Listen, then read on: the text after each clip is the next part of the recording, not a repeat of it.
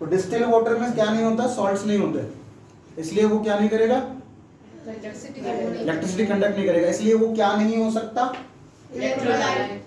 इसका मतलब पानी जो है, पहले आपको डिफाइन करना पड़ेगा कि किस पानी की बात कर रहे हो सर। जैसे मैंने यहाँ लिखा इज वाटर एन इलेक्ट्रोलाइट, तो तुम्हें पूछना पड़ेगा किस पानी की बात कर रहे हो सर,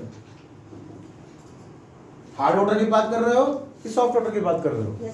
अगर हार्ड वाटर की बात कर रहे हो तो इलेक्ट्रोलाइट हो सकता है, अगर सॉफ्ट वाटर की बात कर रहे हो तो इलेक्ट्रोलाइट नहीं होगा। ये इंफॉर्मेशन थी अभी तक जितनी मैंने दी बच्चों वाली।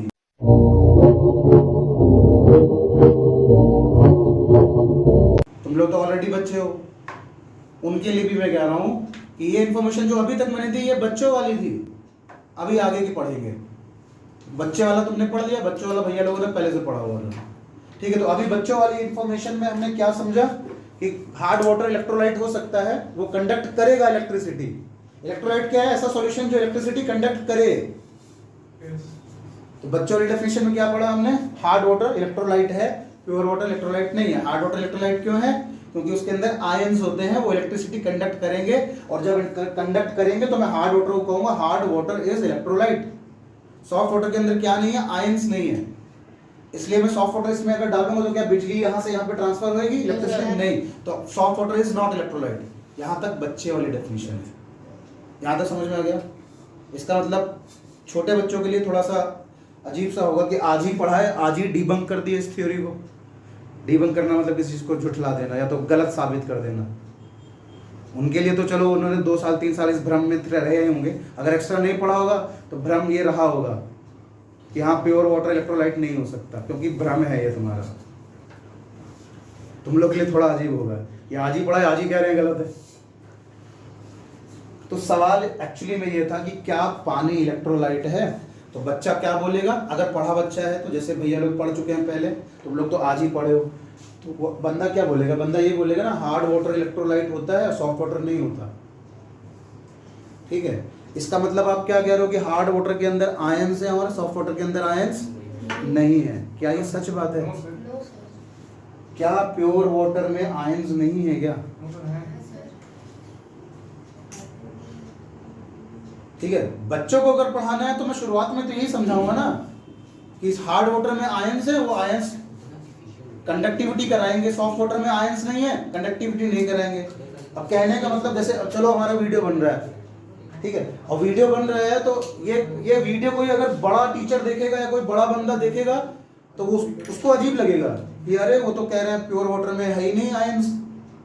तो भैया मुझे नहीं फर्क पड़ता कौन क्या बोल रहा है, मैं जानता हूं ना कि मैं छोटे बच्चों को बताऊंगा तो छोटे बच्चों के हिसाब से बताऊंगा, बड़े बच्चों को बड़े बच्चे के हिसाब से बताऊंगा। तो सवाल एक्चुअली बड़े बच्चों का था ये कि क्या पानी इलेक्ट्रोलाइट है, तो बच्चों वाला आंसर मत देना कि हार्ड वाटर में करेगा सॉफ्ट वाटर में नहीं करेगा, इसलिए सॉफ्ट वाटर इलेक्ट्रोलाइट नहीं है। क्योंकि इलेक्ट्रोलाइट होने के लिए मेनली क्या होने चाहिए, आयंस होने चाहिए। और अगले सवाल का जवाब है are there no ions in pure water, no ions होते हैं प्योर वाटर में भी, सॉफ्ट वाटर में भी आयंस होते हैं। समझ में आया?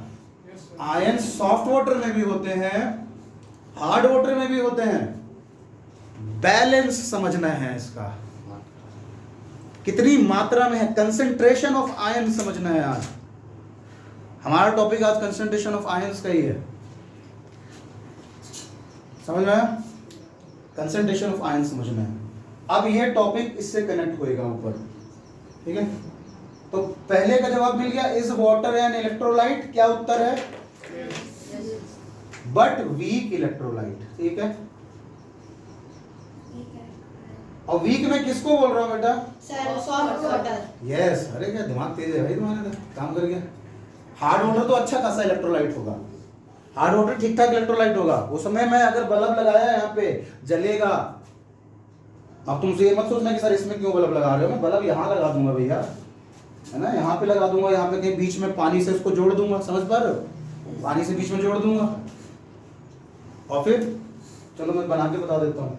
जैसे मान लो मैंने ये सेल लगा दिया, ये ऐसे तार लाया और यहाँ पे इस तार को ऐसे करके एक कंटेनर में या पानी भर दिया। तो इस कंटेनर में अब की बार अगर हार्ड वाटर है और यहाँ पे एक बल्ब है तो बल्ब जलेगा, सॉफ्ट वाटर में नहीं जलेगा। बच्चा सोच रहा है सॉफ्ट वाटर में नहीं जल रहा, तो उसको वही छोटा बच्चा है तो उसको वही बताया कि आयंस नहीं है इसलिए नहीं जल रहा।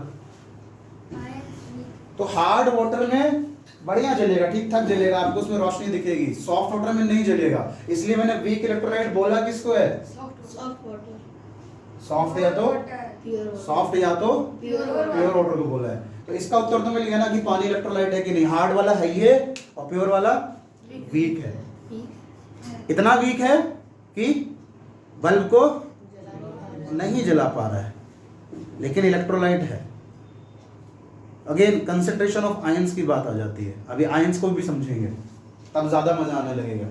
भैया लोगों को ज्यादा आएगा, तुम लोग को थोड़ा कम आएगा, हो सकता है तुम्हें हार्ड लग रहा हो। Are there no ions in pure water, इसका आंसर भी मिल गया। क्या है? There are ions present in hard pure water. Hard water में तो है ही है भाई, हार्ड वाटर का बात नहीं हो रहा है।